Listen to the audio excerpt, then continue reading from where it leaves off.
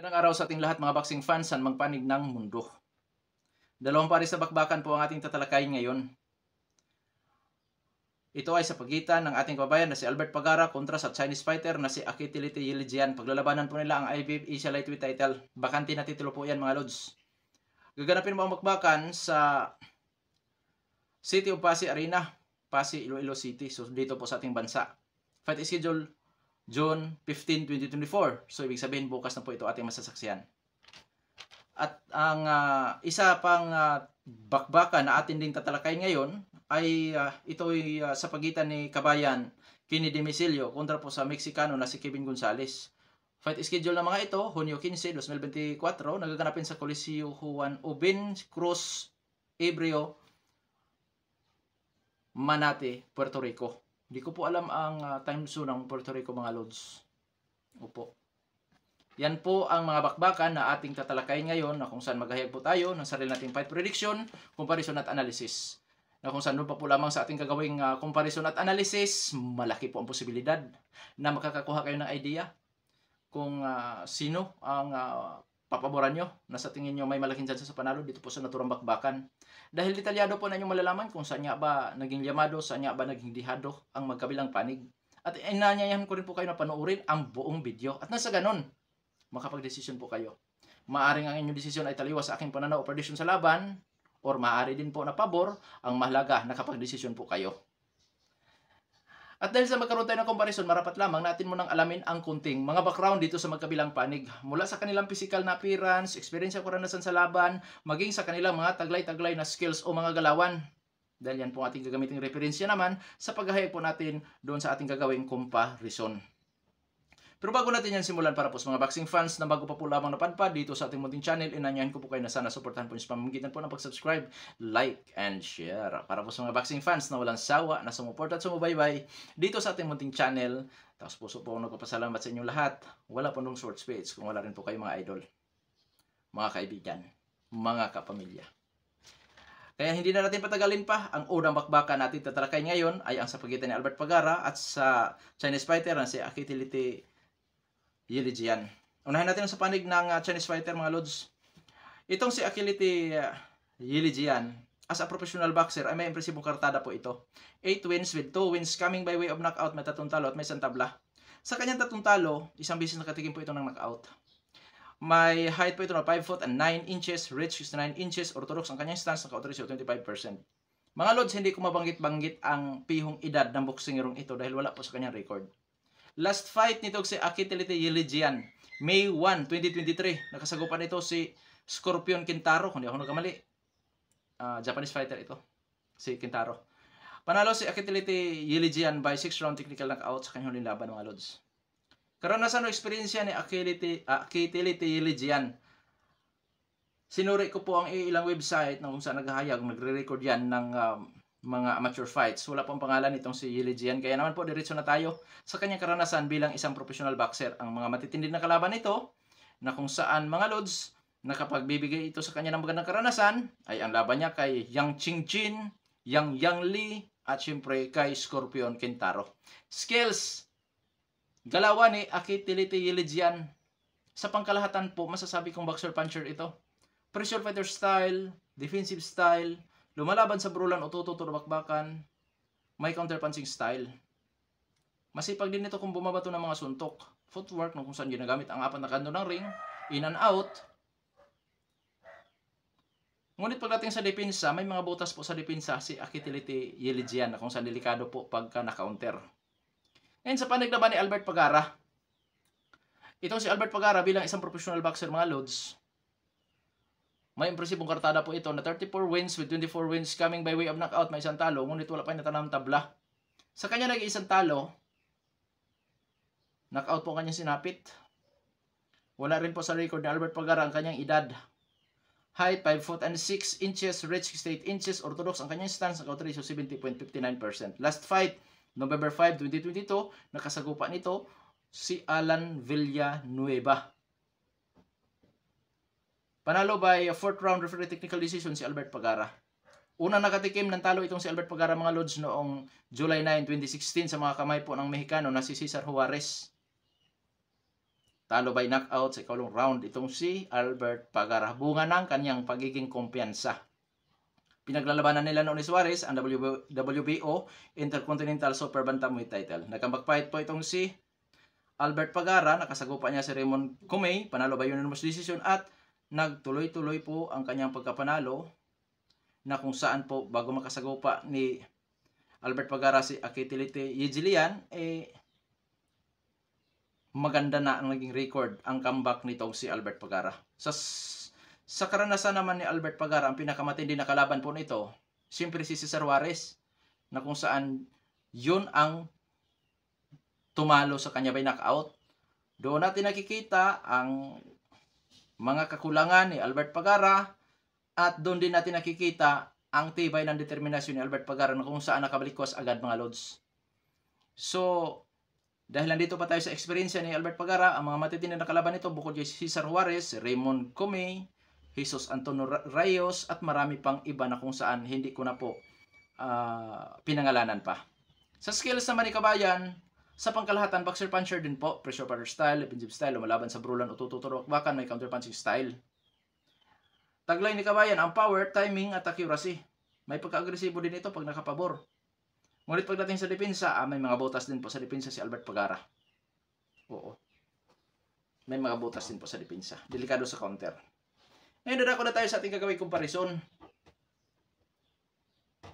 Sa height, reach, lamang po ang Chinese fighter. Mas matangkad ang Chinese fighter ng 3 inches. Sa reach naman ay 1 inch. Parehong orthodox ang maglalaban. Pagdating sa power, umabot po ang knockout ratio ni Albert Pagara sa 70.59%, samantalang sa Chinese fighter ay 25%. So lamang na lamang po sa power si Albert Pagara. Activity. Last fight ni Albert Pagara, November 5, 2022. Tapos itong Chinese fighter naman, last fight nito ay May 1, 2023. So isang taon po, mahigit, na hindi napapalaban si Akitilite Yejilian. So sa kanyang ngayon, sa kanyang status, inactive. Mas lalong inactive si Pagara. Kasi isang taon at 6 na buwan na hindi napalaban. Kung di po ako nagkakamali sa bilang, isang taon at 6 na buwan. Delikado, baka pinasok na itong si Albert Pagara sa tinatawag natin na ring rust. Ano naman ang maapektuhan? Sino ang maapektuhan? Alin doon ang maapektuhan para kay Pagara pagka pinasok siya sa ring rust dahil matagal nga ito na hindi napapalaban. So, apektado po kanyang galawan, powers, stamina. Sana nasa 100% ang body conditioning ni Albert Pagara at sana nasa kanyang sana hindi natin makikita ang yun nga yung ring rust para makapag-perform si Kabayan at syempre mapanatili ang kanyang winning streak. Kaya dadako na tayo sa eksperyensya. Alamang po si Albert Pagara, walang duda. Sa skills, parehong boxer puncher at parehong may kakulangan pagdating po sa depensa. So dito sa comparison mga lods, lamang sa height and reach ang Chinese fighter. Gamit na gamit po yan. Lalo na kung gamitin talaga ng Chinese fighter ang kanyang height and reach advantage. Hindi siya papasok ng basta kay Albert Pagara. Gagamitin niya ang distansya. Mahirap na laban ito para kay Pagara pagka nagaganyan. Si Pagara naman, experience at power. At siyempre, kombinasyon po sa kanyang pagka-boxer puncher. Kaya ngayon, sino ang llamado? Idagdag natin sa kalamangan ni Pagara dito sa Pilipinas gaganapin ang bakbakan. Na kung saan, kung ang bakbakan na ito ay mawi lamang sa puntusan at magkaroon ng closed fight dikit sa scorecard, malaki ang posibilidad na doon i-award sa ating kababayan ang panalo by hometown, favoritism, ganyan. Kahit pa lumamang ng kaunti si Legian, di maiiwasan po yan kung closed fight lamang. So ano ba dapat ang gagawin ni Akitilite Yejilian? Kung di niya magawang may knockout si Albert Pagara, dapat i-outbox niya si Albert Pagara. Oo, yun dapat. Dapat makuha niya. Dapat ma-convince niya o makumbinsin niya ang mga hurado. So matinding trabaho po yan para po sa dayo na Chinese fighter. So ngayon,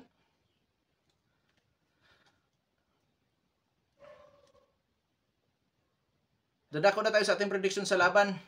So dito mga lods, sa ating comparison, 55-45. 55% para kay Pagara, 45% para sa Chinese Fighter. O ganun lang po kadikit. Kasi pwedeng magamit nga ng Chinese Fighter ang kanyang height and reach.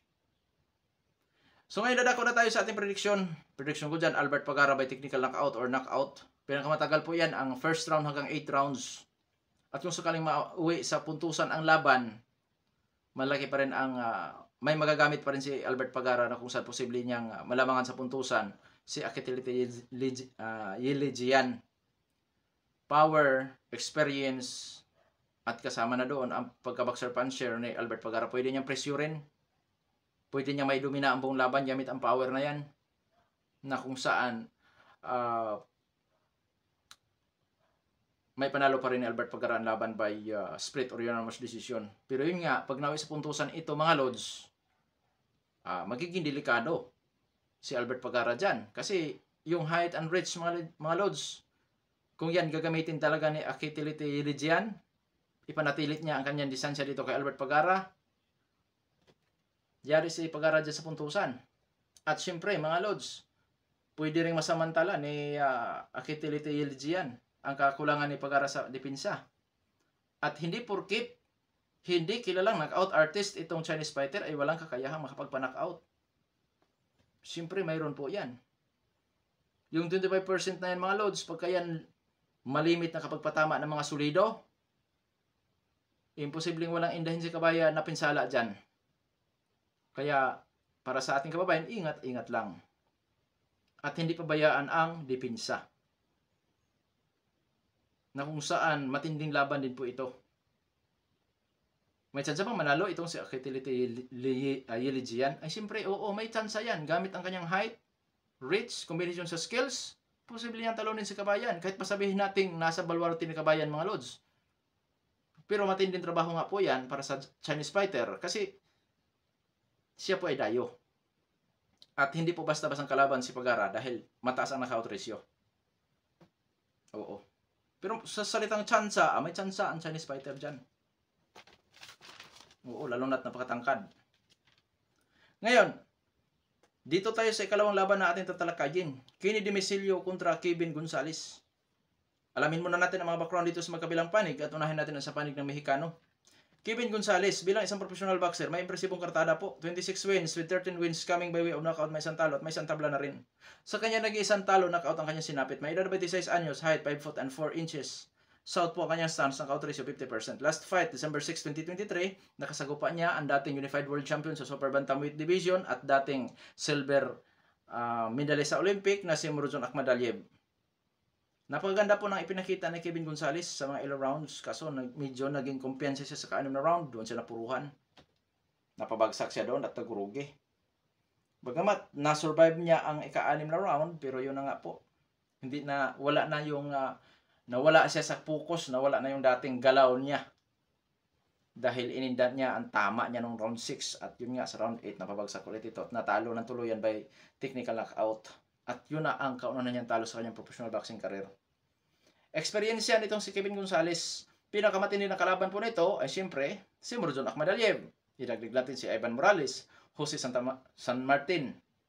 Skills na Mexicano, boxer puncher po ito sa pangkalahatan na galawan. Pressure counter style, defensive style, lumalaban sa brulan o tututulbakbakan, counter punching style. Footwork na kung saan may kakayahan ito sa pagpapanatili sa kanyang distansya. Footwork in and out, ginagamit ang 4 ng kanto na ring. Napakasipag dito kung bumabato na suntok, taglay ang timing, DA ng mga suntok at accuracy. Katunayan, nahirapan si Murodjon Akhmadaliev mga lods na pagtatamaan ng husto doon si Murodjon Akhmadaliev. Taglay ang hand speed, timing, siyempre may power kahit papaano, DA na suntok, yun nga sabi ko kanina. Footwork side to side, in and out. Pagdating naman sa depensa, itong si Kevin Gonzalez ay may mga butas din po sa depensa. Lalo na sa close range. Doon niya siya natsambahan ni Murodjon Akhmadaliev, napuruhan. So sa panig naman itong ating kababayan na si Kenny Demisilio. Bilang isang professional boxer, itong si Kenny Demisilio po ay may impresibong kartada, 17 wins with 10 wins coming by way of knockout, may 7 talo at may 2 tabla. Sa kanyang 7 pagkatalo, 2 beses lang ito nakatikim po ng knockout. May edad na 31 anyos, height 5 foot and 6 inches. Orthodox ang kanyang stance sa knockout ratio 58.82%. Last fight, August 5, 2023, nakasagupa nito si Dominic Crowder. Talo itong si Kabayan sa laban kay Crowder by unanimous decision. Napakatangkad naman kasi nitong si Dominic Crowder, mga lods. Oo, napakatangkad. Pero ganun pa man, sa puntusan lamang natatalo itong ating kababayan. Karanasan o eksperyensya nitong si KD Domicilio. Sa Bantamweight Division, mga lods, nakasagupa nito si Mark Anthony Hiraldo, Michael Dasmariñas. Ang dalawang yan ay naging world title challenger. Although talo si KD Domicilio dyan sa mga laban na yan, mga lods, pero sa puntusan lang din. Dagdag natin, sa karanasan nitong si KD Domicilio, ang mapapalaban sa napakatangkad na si Dominic Crowder at sa laban niya kay Kazuki Nakajima. Skills ni Kabayan, pangkalahatan boxer puncher. Pressure fighter style. Defensive style, lumalaban sa brulan din. Paminsan-minsan, may counterpunching style. Timing lamang kung bumabato ng suntok si Kabayan, taglay ang power, siyempre, accuracy. Pagdating mo sa depensa, may mga butas po sa depensa si Kabayan, lalo na sa close range na suntukan. Pero may kausayan si Kabayan sa pagpapanatili sa kanyang distansya sa kanyang makakalaban. May footwork nito na in and out, ginagamit ang 4 na kanto ng ring. Yun nga, sa depensa may mga butas din po si KD Domicilio. So ngayon dadako na tayo sa ating comparison. Unahin natin sa edad. 31 years old si KD Domicilio. 26 years old si Kevin Gonzalez. Parehong nasa prime. Height, 5 foot and 6 inches ang height ni Kabayan. 5 foot and 4 inches ang height ng Mexicano. So mas matangkad si Kabayan ng 2 inches.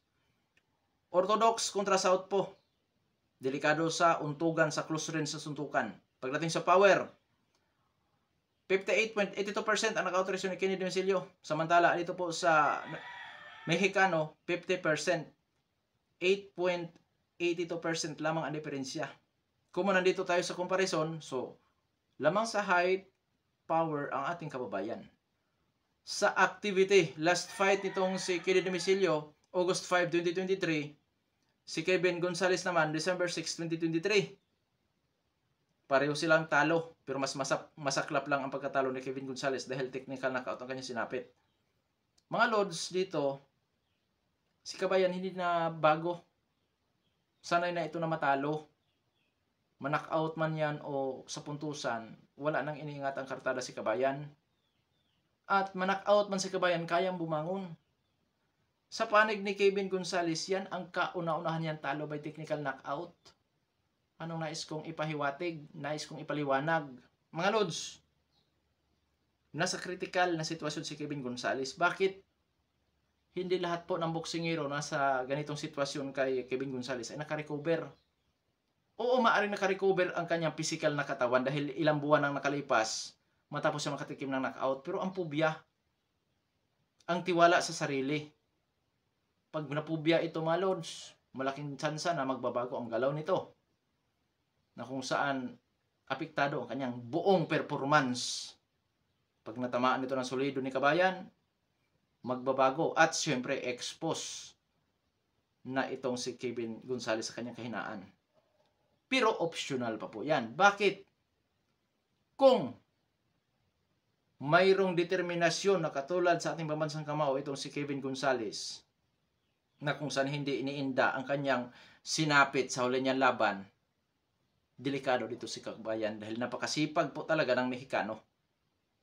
So, yun nga, sa sitwasyon ni Kevin Gonzalez, major disadvantage po yan pero optional pa rin.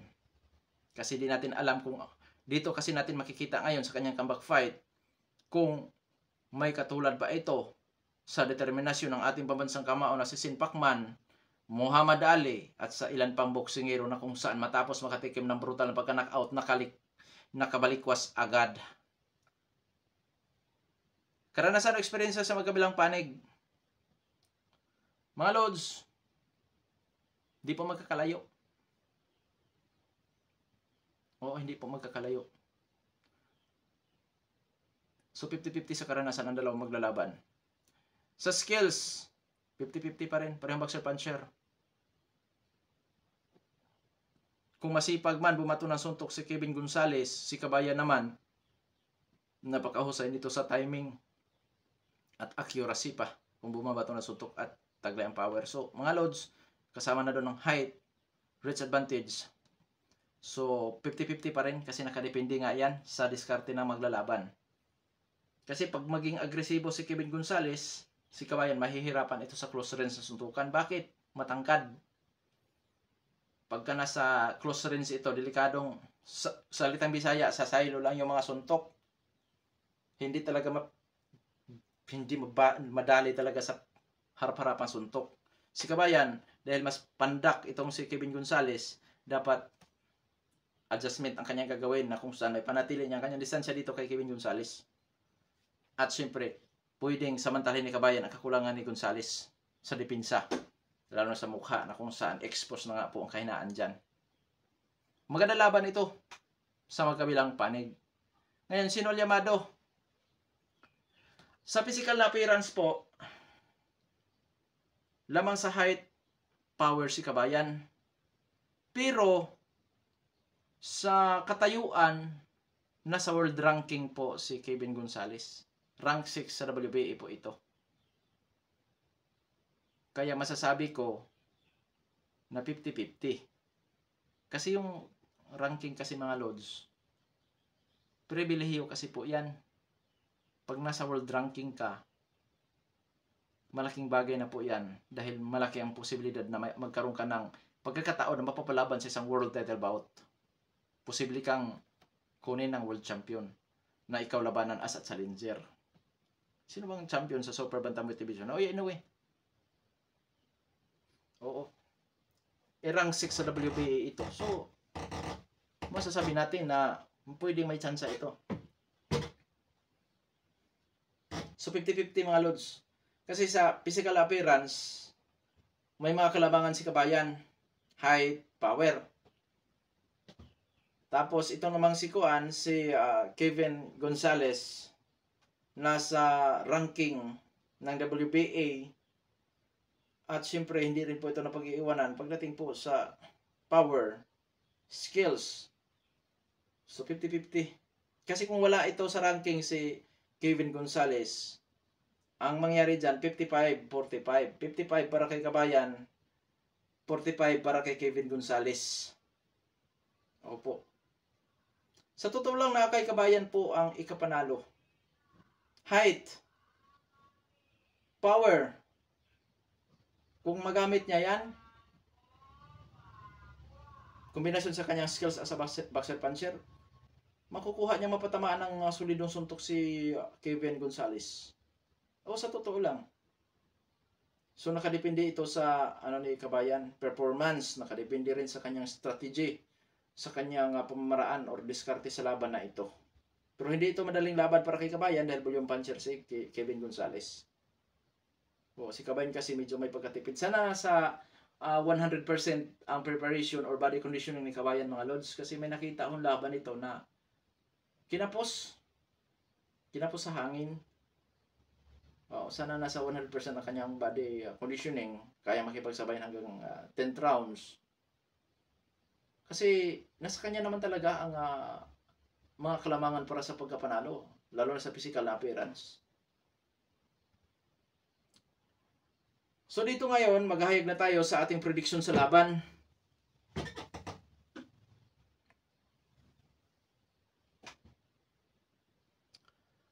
Prediction ko dyan, Kevin Gonzalez by split or unanimous decision. Sa panig ni Kabayan mga lods, kung magamit niya ang kanyang height, reach, power, mas the best na makuha niya ang panalo by knockout. Kasi Meksikano ito. Meksikano kasi mga lods, napakasipag bumato na suntok. At parang wala pang kapaguran. Kaya yun ang ni Kabayan. At kailangan sana pinaghandaan ng husto ni Kabayan ito. Dito sa labanan na ito, kung nasa 100% ang body conditioning ni Kabayan, knockout ang puntusan. Hindi kagulat-gulat na mananalo si Kabayan mga lods. Nasa kanyang height, power at skills din. So nasa kanyang preparasyon ng lahat. At diskarte ang kanyang pagkapanalo dito. Di kagulat-gulat na manalo si Kabayan dito mga lods. Lalo na't optional pa ang sitwasyon ni Kevin Gonzalez. Lalo na't na knockout nga ito or na technical knockout doon sa kanyang huling laban. Kuya Dong Sports, bakit ang pinaboran mo si Kevin Gonzalez? Yun ang pananaw ko mga lods. Wala na tayong magagawa doon. Nasabi ko na. Na kung saan, sa prediction ko nga, Kevin Gonzalez by split or unanimous decision. At sa panig naman ni Kabayan, gamit ang kanyang height, power, skills, kung gusto talaga niyang manalo, i-knockout niya Meksikano. Kasi nga, napakasipag na Meksikano manuntok. At kung sakaling di magawa ni Kabayan na may knockout itong Meksikano, dapat magsipag din si Kabayan sa pagbato ng suntok. Na sana, yun nga, sabi ko nga sa preparasyon nito, nang kaya makipagsabayan hanggang 10th round sa kanilang bakbakan. Kasi pagka napagod si Kabayan dyan, di man siya magawang ma-knockout dito kay Kevin Gonzalez, di malulugi sa puntusan. So, stamina ang kailangan ni Kabayan dito sa laban na ito. Na sana napaghandaan ni Kabayan. Dahil once napaghandaan niya at magsipag siya, hindi siya magsitipid sa pagbato ng suntok. Kung ang kanyang gagawing galawan ay katulad ng galawan niya noong napalaban siya kay Michael Dasmariñas, may chance itong manalo by knockout at sa puntusan si Kenny Demisilio. Nasa kanya na kasi power,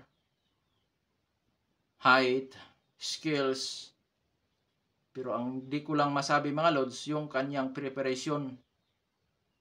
Dahil itong Meksikano kasi, grabe ito kung manuntok mga lods. Napakasipag. Kaya yun, yung kasipagan naman ni Kevin Gonzalez, yun ang pwedeng samantalahin ni Kabayan na makapag-counter ng solido doon sa kahinaan, which is sa mukha nitong si Kevin Gonzalez. Na kung saan posible nga makuha ni Kabayan ang knockout na panalo dito. Kailangan ni Kabayan yan na i-knockout. Kasi pag nauwi sa puntusan, lalo't na napakasipag ng Meksikano, pwede siyang matalo sa puntusan. Which is doon ako pumabor nga sa Meksikano dahil dyan. At yun nga, dito sa laban na ito, may laban po talaga si Kabayan kasi nga sa sitwasyon ngayon ni Kevin Gonzalez. Optional pa kasi ito kung siya ba ay nakarecover na wala ba kaya itong inendaphobia. At syempre, yung pagka-expose sa kanyang panga, kung saan mahina pala ito sa panga, knockout siya kay Murjon Akhmadaliev. Kaya abangan natin. Full support po tayo dito sa mga Pilipino na mapapalaban sa ibang bansa at sa mga Pilipino mapapalaban mismo dito sa ating bansa. Ikaw nga, Kuya Dong Sports, ang pinaburan mo si Kevin Gonzalez Mga lods, sa prediction kasi, wala talaga akong papanigan. Mapilipino o ibang lahi man yan. Or mapapalaban ang Pilipino sa ibang lahi. Kung ano ang pananaw ko sa laban, yun na yun. Hindi ko na pwedeng baguhin.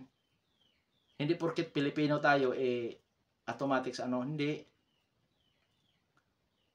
Hindi dapat sumama ang loob. Ang iba kasi medyo sumama ang loob. Kung sa katunggali tayo, mayroong sumasama ang loob Hindi ganon.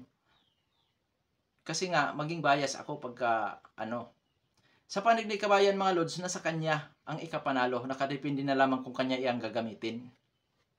Oo. Pag gamitin ni Kabayan yan, oo, nasa kanya. Height, power, nasa kanya yan. At siyempre yung preparasyon nga. Kasi may mga laban nakita ako itong si, pagkadating na sa mga late rounds, nagbabago ang galaw. Yun yung isa sa preparasyon nga talaga. Oo.